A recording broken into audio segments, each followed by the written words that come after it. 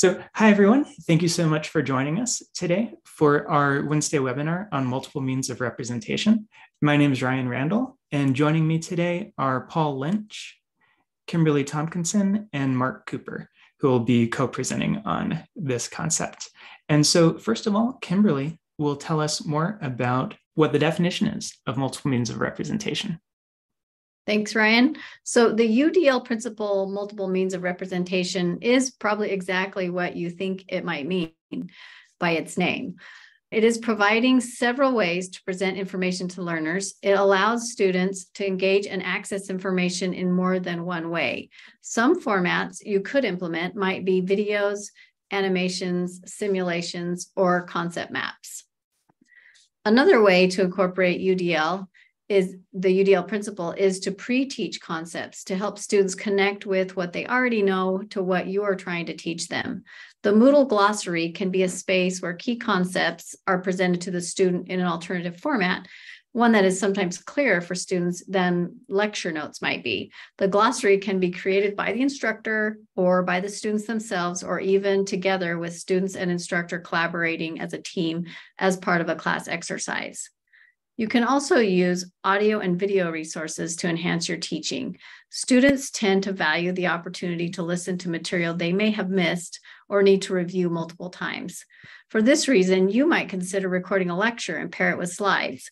You could record an explanation of a complex diagram or relationship in your own words for students to review, or maybe create a series of short audio pieces to introduce or connect topics throughout the course. You might share hints, tips, or step-by-step instructions, curate existing podcasts that connect course material to current issues, or select podcasts that examine a single topic in depth and use as a case example or to prompt discussions. And finally, chunking information into smaller pieces allows students to process and digest information in manageable bites so they can master them one at a time.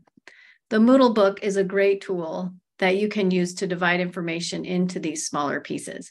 Next, Paul will tell us why it is important to provide multiple means of representation. Great, thank you, Kim. So first, presenting information that is accessible for learners. This is to reduce barriers to accessing information by providing accessible means to interacting with the course content. By reducing barriers, we're also increasing access to who can access that information. Let's look at this example with two students that are in the same course. The first student gets distracted by and cannot maintain focus when content is presented in a video format. However, the instructor provides video transcripts for all videos in the course, so the student has equitable access to that information in a different format, in this case, a transcript. For our second student, they frequently take public transportation and like doing work while in transit. The environment is too loud to listen to a course video, but they can still engage with the content through a video transcript. Next, choice and relevancies. Students learn in individual and unique ways. Some prefer listening to lecture-style videos, while others may prefer reading a text or a transcript, or even having the material read to them through a screen reader. Provide them with a choice for how to interact with that course content. By doing so, you provide options for situations or circumstances that may necessitate students needing to use specific tools or resources. By giving students a choice on what materials to interact with, you provide them with autonomy over their learning. Next, quality of learning. Representing content in multiple ways allows students to engage with the content while holding them accountable to the course outcomes. When providing information in multiple ways, students have the opportunity to make connections within and between concepts, as Kim mentioned a few moments ago. This can be done by selecting materials that are relevant and authentic to the students' experiences outside of the classroom. And lastly, Quality Matters takes UDL into consideration with the rubric. General Standard 8 of the Quality Matters rubric states, the course design reflects a commitment to accessibility and usability for all learners. Providing multiple means of representation aligns with the accessibility and usability aspect of General Standard 8. Next, I'll pass things off to Ryan, who will discuss how we can implement multiple means of representation within our courses. Great, thanks, Paul. How do we, with Moodle, present multiple means of representation?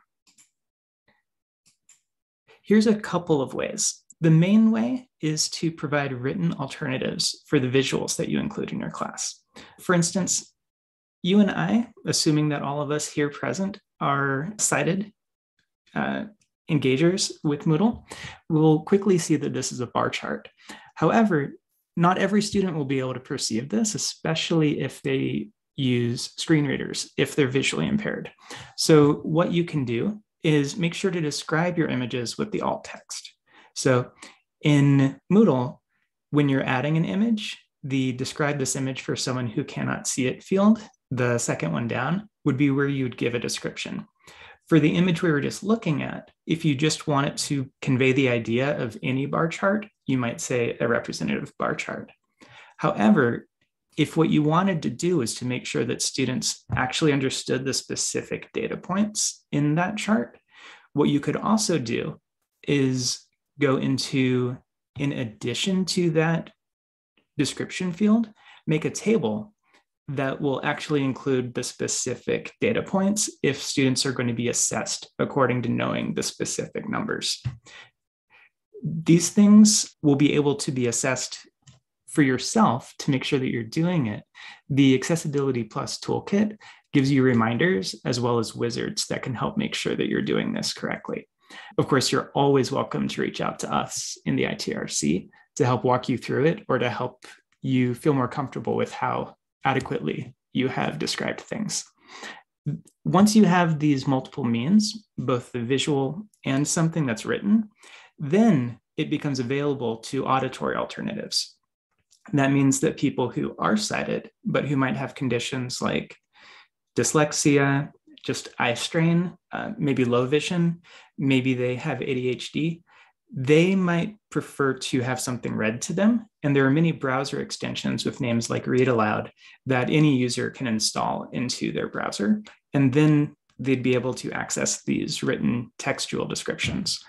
Also, for people who are more severely visually impaired, they would be able to use screen readers like NVDA or VoiceOver to be able to navigate through your course, as well as to be able to hear these textual-based alternatives for the visuals. So these are just a couple of the ways that you can include multiple means of representation in your course. And as I said before, should you have any questions, please reach out to us, as well as experiment with Moodle's Accessibility Plus Toolkit. For more information, Mark will let you know how to reach out to us. Thanks, Ryan. If you would like to learn more about UDL and multiple means of representation, as well as other fascinating topics of online education, here's how you can learn more. And you can simply scan the barcode, or I will place a link to this slide in the chat, which will give you access to the links on the slide. You can access our Tiger Tracks articles, which are step-by-step how-to guides for Moodle and other technologies. You can access our ITRC video library, which is on our YouTube channel, which houses all of our Wednesday webinars, and this one will be up there as well soon. You could simply meet with somebody from the ITRC, either through email. You can give us a call at 208-282-5880, or you can visit us in the ISU library in the lower level. And be on the lookout for future Wednesday webinars.